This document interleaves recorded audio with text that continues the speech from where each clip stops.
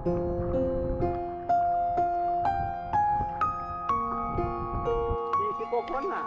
าตินบุโรมาเบิดมื้อเนี่ย อันนี้พันใหญ่แห่งภูกระดึงครับเช่นเคย พิหน้าพิตาอีกแล้วย่านผู้สาวจับได้เรามีผู้สาวหลายเนี่ย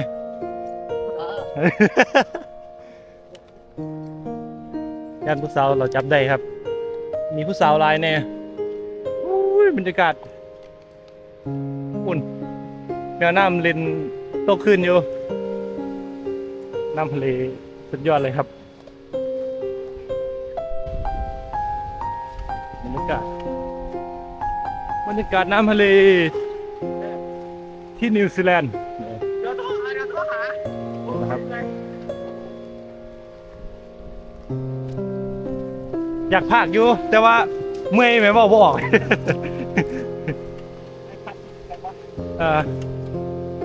มันอยากเมื่อยเนี่ย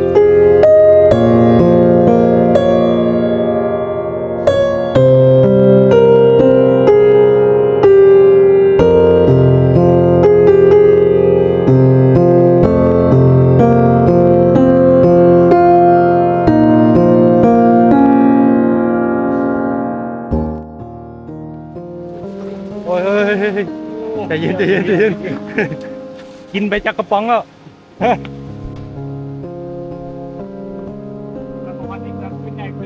น้ำใสแล้วเห็นตัวปลาปะโอ้ยใหญ่หนอ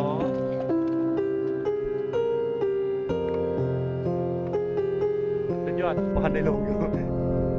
นี่นายพันใหญ่ครับไปผู้ใหม่แล้วนายพันใหญ่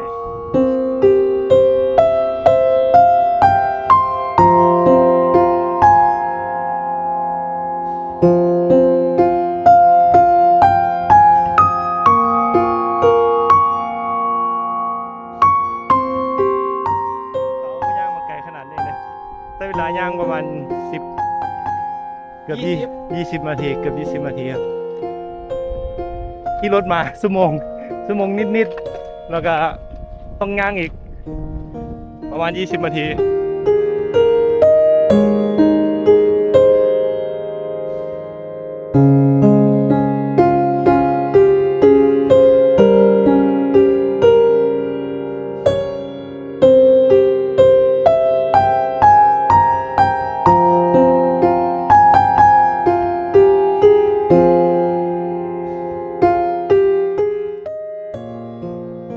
เบิ่งผิดแล้วมั้งประตูเนี่ยเสือบเจ้าบ่แหกในมื้อเนี่ยจะมาเล่นเสือบจังได๋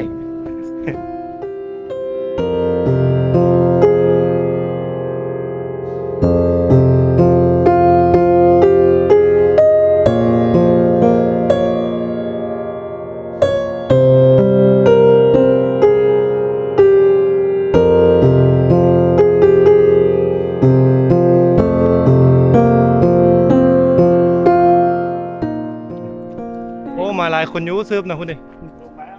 2 คนโอ้ยน้ำใสจัง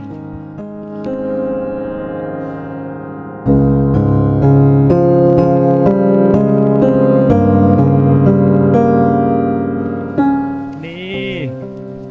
ทะเลครับต้องมีเรือของกัปตันแจ็คสไปโร่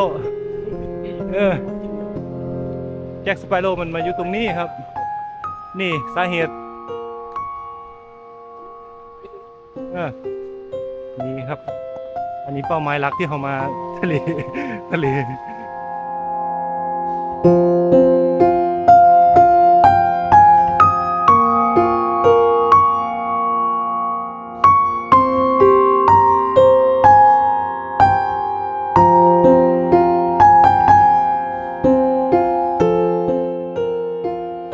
รามีจุดมุ่งหมายครับเวลามานี่เนี่ย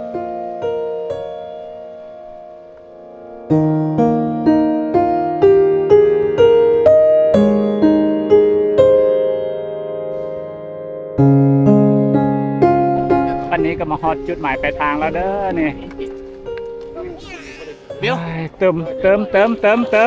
ปกรณ์เซฟตี้ มาเมื่อเลยนี่นะคนเฮาอยู่กันคนลาวกับคนไทยใส่สัมพันธ์ลาวไทยแล้วนี่นะ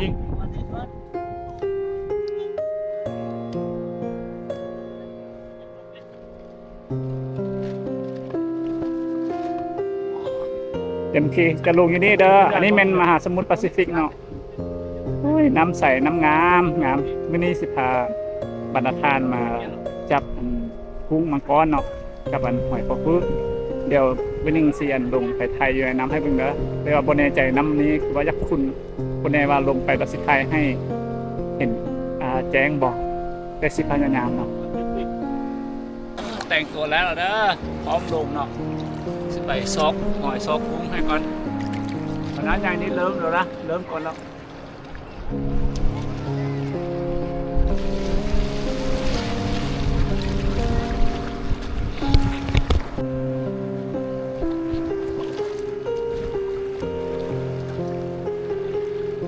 บนเลือกหลายซับแอลเนาะพอดแอล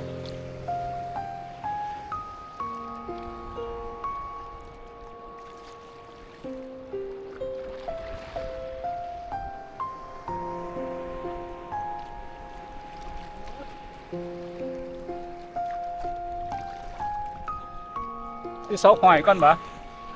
ซอกหอยปะ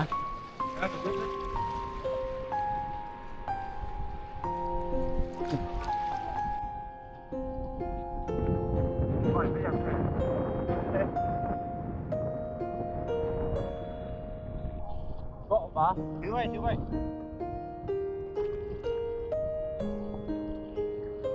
อันนี้เป็นหอยเล็กเหรอ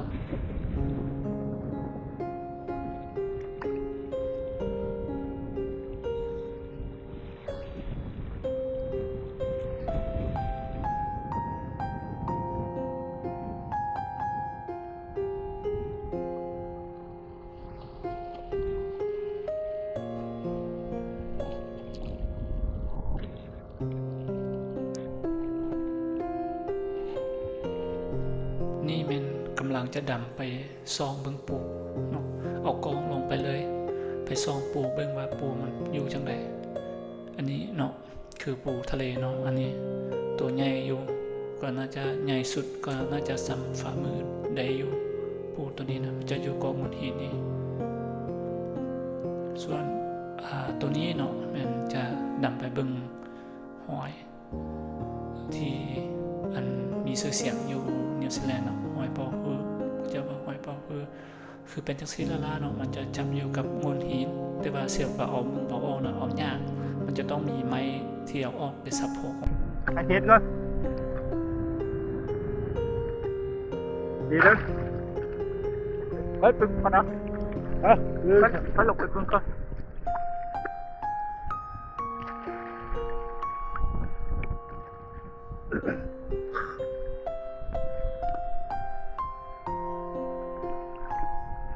โอ้ตัวใหญ่คักเนาะ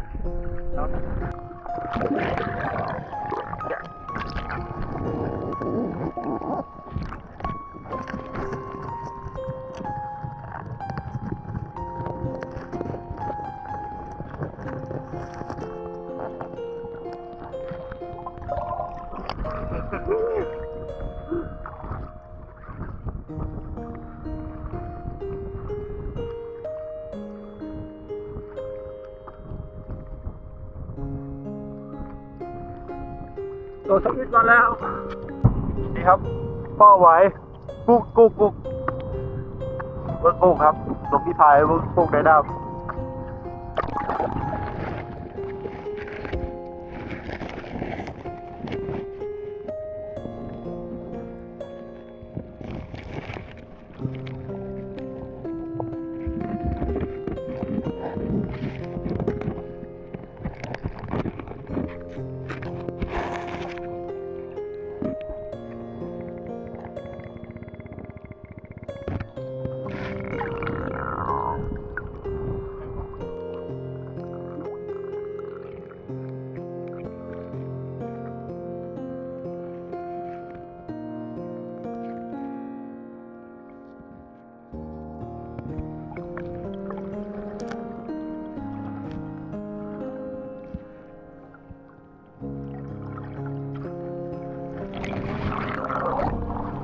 เห็นปะ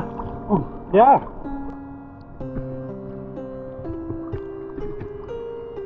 กำลังลงไปจับเลยเด้อนี่นะโอ้โซเด้ โอ้ยตัวใหญ่ตัวใหญ่ตัวใหญ่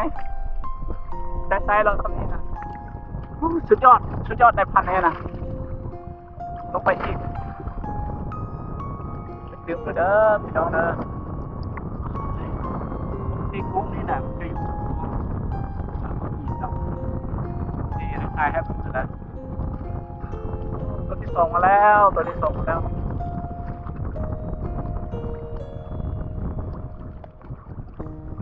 ดื่มตัวที่สาม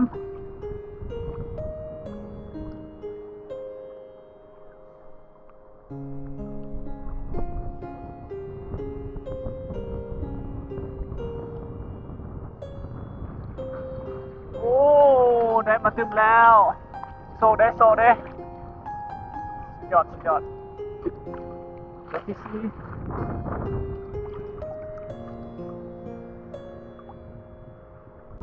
đây đó đừng đánh tụi nó sẽ tụi nó sắp biết họจะเป่าเนาะจะปล่อยเย่ก่อนจะปล่อยออกมันจะปล่อยจะเป่านะจะปล่อยตูดเลยปล่อยอะไร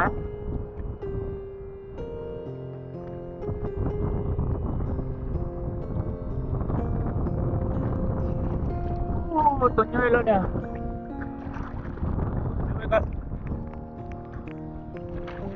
โอ้ยนี่คุกมังกรเนาะชีวิตทะเลด้วยเนี่ยนะจะทอดทอดดิประดับ